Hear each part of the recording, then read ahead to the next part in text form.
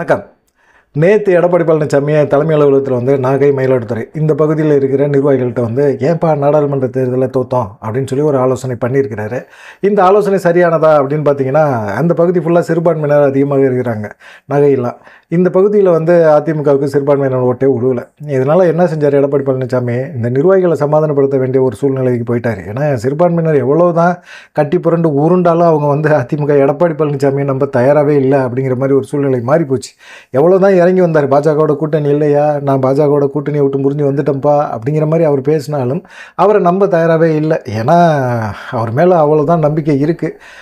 இவர் என்ன செய்கிறாரு, நிர்வாகிகளை சமாதானப்படுத்துறதுக்கு தொண்டர்கள் நீங்கள் யாருமே கவலைப்படாத, தோண்டு போயிடாதீங்க, கூட்டணி குறிச்செல்லாம் நீங்கள் கவலைப்படாதீங்க, கூட்டணி வலுவான கூட்டணியை நான் அமைக்கிறேன், நீங்கள் 2026 சட்டமன்ற தேர்தலில் நீங்கள் வேலை பார்க்குறது மட்டும் பாருங்கள், நான் கூட்டணியெலாம் அமைச்சிடறேன், நான் முதலமைச்சர் ஆகணும்ல அப்படிங்கிற மாதிரி எண்ணத்தில் அவர் பேசிகிட்டு இருக்காரு. சிறுபான்மையினர் மக்களோட எதிர்பார்ப்பு என்னவா இருக்குது அப்படின்னா, எடப்பாடி பழனிசாமியை நம்ப அவங்க தயாராகவே இல்லை. ஏன்னா அவர் எப்போ வேணாலும் எதுக்காக வேணாலும் காரியம் சாதிக்கணும் அப்படிங்கிறதுக்காக யாரோட வேணாலும் கூட்டணி வைக்கிறதுக்கான வாய்ப்புகள் இருக்குது. திமுக ஜெயிக்குது 40 தொகுதியிலும் அப்படின்னா வலுவான ஒரு கூட்டணி தான். அந்த வலுவான கூட்டணி சிறுபான்மையினர், பட்டியலின மக்கள் இவங்க எல்லாருமே பார்த்திங்கன்னா திமுகவை நம்புகிறாங்க. அதிமுகவை நம்பிட்டு இருந்தாங்க ஜெயலலிதா இருந்த காலகட்டம் வரைக்கும். ஏன் இப்போ எடப்பாடி பழனிசாமியை நம்ப மாட்டேறாங்க அப்படின்னா, எடப்பாடி பழனிசாமியோட நம்பிக்கை துரோகங்கள் தொடர்ந்து அவர் நம்பிக்கை துரோகங்கள் பண்ணிகிட்டே இருக்கிறாரு அப்படின்னு தான். இப்போ சிறுபான்மையினர்களை பெருசாக யாருமே கேட்க மாட்டாங்க. ஏன்னா அவர் ஆட்சியில் இருக்கும்போது சிஏ சட்டத்தை ஆதரிச்சுட்டு அவர் இங்கே பேசும்போது, சட்டமன்றத்தில் பேசும்போது கூட யாராவது ஒரு சிறுபான்மையினர் இங்கே தமிழ்நாட்டில் யாராவது பாதிக்கப்பட்டிருக்காங்களா அப்படிங்கிற ஒரு கேள்வி கேட்டார். யாராவது பாதிக்கப்பட்டிருந்தால் சொல்லுங்கள் அப்படின்னு சொல்லி ஒரு மாதிரி கோபமாக பேசினார். இதெல்லாம் பயங்கரமாக சிறுபான்மை மக்களை பாதிச்சிருந்துச்சு. அன்னைக்கு இவங்க ஓட்டு போடாமல் இருந்திருந்தா கண்டிப்பாக சிஏ சட்டம் அமலுக்கு வந்திருக்காது. அது எடப்பாடி பழனிசாமி உணரவே இல்லை. அன்னைக்கு சிறுபான்மையினர் ஓட்டு பெருசாக தெரியல, இன்றைக்கி சிறுபான்மையினர் ஓட்டு வேணும் அப்படின்னு நினைக்கிறாரு. சிறுபான்மையினர் ஓட்டு மட்டும் இருந்தால் போதுமா? விக்கிரவாண்டி இடைத்தேர்தல் என்ன நடந்துச்சு? பெரிய அளவில் அதிமுக போட்டியும் போடலை, அதிமுக ஓட்டெல்லாம் நோட்டாவுக்கு தான் உழுவுன்னு சொன்னாங்க. ஆனால் எதிர்பார்த்ததுக்கு மேலே திமுக ஓட்டு போட்டாங்க. காரணம் அதிமுகவை நம்பி பிரயோஜனமே கிடையாது, நிர்வாகிகள் மட்டும்தான் இருக்கிறாங்க, தொண்டர்கள் எல்லாம் திமுக சைடு போயிட்டாங்க. பாமகவுக்கும் ஓட்டு போயிருக்கு. ஆனால் இவங்க என்ன விமர்சனம் பண்ணுறாங்க, பாஜகவோட பாமக கூட்டணி வச்சனால அவங்க பாமகக்காரங்களுக்கு யாருக்குமே ஓட்டு போடலை, அவங்க சமூகத்தினரே ஓட்டு போடலைன்னா, அவங்க பாமகவுக்கு எவ்வளோ ஓட்டு விழுமோ அந்த ஓட்டு அங்கே விழுந்திருக்கு. பாமக ஸ்ட்ராங்காக தான் இருக்குது, முன்ன காட்டிலும் அதிகமான ஓட்டு தான் வாங்கியிருக்கிறாங்க. அதிமுக ஓட்டு மட்டும் பிரிஞ்சு அதிக அளவில் திமுக சைடு போயிடுச்சு. எப்பயுமே அதிமுக ஓட்டு திமுக கிடையாது அப்படின்னு சொல்லிட்டு இருக்காங்க. எடப்பாடி பழனிசாமி அந்த சரித்திரத்தையும் படைச்சு விட்டார். கண்டிப்பாக அதிமுக ஓட்டு திமுகவுக்கு போகும்பா அப்படிங்கிற மாதிரி சொல்லிட்டாங்க. இப்போ சிறுபான்மையினர் ஏன் எடப்பாடி பழனிசாமியை நம்ப மாட்டேறாங்க அப்படின்னு பார்த்தீங்கன்னா, அவர் எப்போ வேணாலும் பாஜகவோட கூட்டணி வச்சிருவார், மறைமுகமாக ஆதரிப்பார். அதனால் இவரை நம்புறதுக்கு நம்ம திமுகவே நம்பிட்டு போயிடலாம். திமுக நம்மகிட்ட ஸ்ட்ராங்காக இருக்காங்க, அவங்க பாஜக கடுமையாக எதுக்குறாங்க, கூட்டணியில் இருக்கிற விசிகா எல்லாமே கடுமையாக எதுக்குறனால அவங்க கூட்டணியை நம்ப தயாராக இருக்கிறாங்க. ஆனால் எடப்பாடி பழனிசாமி அந்த அளவுக்கு நம்பிக்கையான ஆளாக கிடையாது அப்படின்னு சொல்கிறாங்க. விக்கிரவாண்டி இடைத்தேர்தலில் கண்டிப்பாக போட்டி போட்டுடலாம். கள்ளக்குறிச்சியில் மிகப்பெரிய ஒரு இழப்பு, கிட்டத்தட்ட ஒரு 67 பேர் கள்ளச்சாராயம் குடிச்சு இறந்து போனாங்க. அதை திமுக எவ்வளோ தூரம் கையாண்டுச்சு அப்படிங்கிற ஒரு விஷயம் இருக்குல்ல, அந்த விஷயம்தான். விக்கிரவாண்டி இடைத்தேர்தல் அது கண்டிப்பாக பிரதிபலிக்கும் அப்படின்னு எதிர்பார்த்தாங்க, பிரதிபலிக்கவே இல்லை. இவங்க என்ன தான் ஓட்டு காசு கொடுத்தாலும் கண்டிப்பாக மக்கள் கள்ளச்சாராய விஷயத்தில் திமுக மேலே அதிருப்தியாக இருந்தாங்க அப்படின்னா கண்டிப்பாக திமுகக்கு எதிரான ஓட்டை போட்டிருக்கணும். ஆனால் போடவே இல்லையே. இது அதிமுக பயங்கரமாக எதிர்த்தாங்க, பயங்கரமாக ஆர்ப்பாட்டம், உண்ணாவிரதம் எல்லாமே பண்ணி பார்த்தாங்க. மக்கள் மனநிலையில் எந்த விதமான மாற்றமும் கிடையாது. காசு கொடுக்குறாங்கப்பா, காசு கொடுத்தாங்க, அதனால் அந்த நம்பிக்கைக்கு ஓட்டு போட்டாங்கப்பா அப்படின்னு சொல்லி இப்போ விமர்சனம் பண்ணாலும் அந்த விமர்சனம்லாம் பொய் அப்படிங்கிற மாதிரி தான் சொல்கிறாங்க. அங்கேருந்து எல்லாருமே தான் காசு கொடுத்தாங்க, ஒன்றும் பெரிய பிரச்சனை கிடையாது அப்படிங்கிற மாதிரி தான் இருக்குது. எடப்பாடி பழனிசாமிக்கு என்ன இப்போ பிரச்சனை?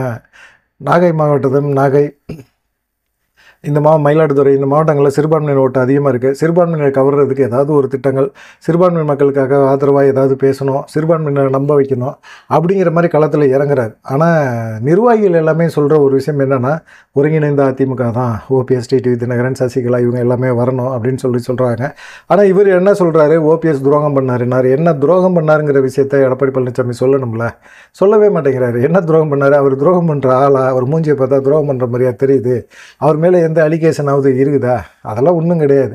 அவர் பண்ண தப்பு என்னன்னா, ஜெயலலிதா மறைஞ்ச பிறகு சசிகலா முதலமைச்சர் ஆகிறதுக்கு முயற்சி பண்ணிகிட்டு இருக்கும்போது ஒரு 10 நாள் சும்மா ஒரு அமைதியாக இருந்திருந்தாங்கன்னா ஒரு மாதம் அமைதியாக இருந்திருந்தாங்கன்னா கூட அவர் தான் எடப்பாடி பழனிசாமிக்கு பதிலாக முதலமைச்சர் ஆகிருப்பார். ஆனால் பாஜக அதுக்குள்ளே ஒரு அழுத்தத்தை கொடுத்து அவரை வந்து சசிகலாவுக்கு எதிராக பேச வச்சு அவரை அப்படியே ஒரு மாதிரி கொண்டு போனனால அவங்க சைடு அவங்க சப்போர்ட்டு நமக்கு இருக்குது அப்படிங்கிற ஒரு நம்பிக்கையில் அவரும் வந்து இறங்கி செஞ்சுட்டார். அதனால தான் அதிமுக அன்னையிலேருந்து பிரச்சனைகள் ஓடி போச்சு. சரி, இவர் ஓபிஎஸ் அந்த ஒரு விஷயம் தான் பண்ணார். அப்படியே அவர் தர்ம யுத்தம் நடத்தினால தான் எடப்பாடி பழனிசாமி முதலமைச்சராக முடிஞ்சது. எல்லாம் காலம் கிரகம், சசிகலா கிரகமா இல்லை ஓபிஎஸ் கிரகமான்னு தெரியல. அது எடப்பாடி பழனிசாமியை முதலமைச்சராக்க வேண்டிய ஒரு சூழ்நிலை ஆயிடுச்சு. சரி, ஆன பிறகு இப்போ வந்து எல்லாத்தையும் துரோகி அப்படின்னு சொல்கிறார். என் துரோகம் பண்ணுறதுக்கு சசிகலா என்ன துரோகம் பண்ணாங்க? எடப்பாடி பழனிசாமியை முதலமைச்சராக்கி வச்சுட்டு போனாங்க, சிறைக்கு போனாங்க. டிடிவி தினகரன்ட்ட வந்து துணை பொதுச் செயலாளர் பதவி கொடுத்துருந்தாங்க. அவர் வந்து ஒழுங்காக செயல்படவே இல்லை. கட்சியை காப்பாற்றி வச்சுருப்பாரு அப்படின்னு எதிர்பார்த்தாங்க. எடப்பாடி பழனிசாமி அப்படி பொதுச் செயலாளராக இருந்தாலும், சசிகலா பொதுச் செயலாளராக இருந்தாலும், துணை பொதுச் செயலாளராக டிடிவி தினகரனை உட்கார வச்சுட்டு போன பிறகு கட்சியை வழி நடத்தாமல் அவர் எடப்பாடி பழனிசாமிக்கு எதிராக ஒரு கூட்டணியை உருவாக்கியிருக்க முடியும். கட்சிக்குள்ளே ஒரு ஆட்களை உருவாக்கியிருக்க முடியும். ஆனால் உருவாக்காமல் அவர் பாட்டுக்கு டென்ஷன் ஆகி கோச்சிட்டு வெளியே வந்துட்டு தனியாக கட்சி ஆரம்பித்தது சசிகலாவுக்கு பிடிக்கவே இல்லை. சரி, அதை தாண்டி வந்து எடப்பாடி பழனிசாமியை நம்பிக்கை துரோகம் பண்ணிட்டாரு. என்ன பண்ணுறதுன்னு தெரியல. அவங்க வெளியே வந்துட்டு எடப்பாடி பழனிசாமிக்கு எதிராக வந்து எந்த விதமான ஒரு அறிக்கையும் இல்லை. எடப்பாடி பழனிசாமிக்கு எதிராக அவங்க எதுவுமே பேசவே இல்லை.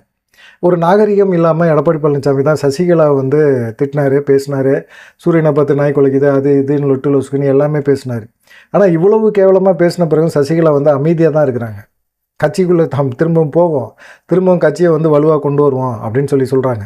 ஆனால் முடிஞ்ச அளவுக்கு வந்து எடப்பாடி பழனிசாமி 2026 முதலமைச்சர் வேட்பாளராக நிற்கலாம் அப்படின்னு சொல்லி அவர் யோசித்தாலும் 2026 அவர் தான் அதிமுக சார்பாக முதலமைச்சராக வேட்பாளர் அப்படின்னு சொல்லி அறிவித்தாலும் சசிகலா வந்து அதை ஏற்றுக்குவாங்க. காரணம் வந்து அவங்க நிற்க முடியாது தேர்தலில் அப்படிங்கிற ஒரு சூழ்நிலை இருக்குது. அதனால எடப்பாடி பழனிசாமிக்கு ஆதரவு மனநிலையில் சசிகலா இருப்பாங்க. ஆனால் எடப்பாடி பழனிசாமி அதிமுக பாஜக கூட்டணி உருவாக்குறதுக்கு பாஜக முயற்சி பண்ணிகிட்டு இருக்கு. கண்டிப்பாக அது நடக்கும், சாத்தியப்படும் அப்படின்னு சொல்கிறாங்க. கண்டிப்பாக 234 தொகுதியில் சரிபாதி வந்து பாஜக கூட்டணிக்கும் கொடுப்பாங்க. பாஜகவும் வந்து போட்டி போடும், அதிமுக சார்பாக கூட்டணியில் நிற்பாங்க அப்படிங்கிற மாதிரி சொல்கிறாங்க. இந்த மாதிரி சூழ்நிலையில் அதிமுக பாஜக ஒரு பெரும் வெற்றியை பெற்று கூட்டணி ஆட்சி அமையுது அப்படின்னு சொன்னால் எடப்பாடி பழனிசாமி முதலமைச்சர் ஆகவே முடியாது. கண்டிப்பாக பாஜக ஆக்காது. அண்ணாமலை தான் முதலமைச்சராக ஆக்குவாங்க. அது வந்து எடப்பாடி பழனிசாமிக்கு நல்லாவே தெரியும். எடப்பாடி பழனிசாமி அதை தான் பயப்படுறாரு.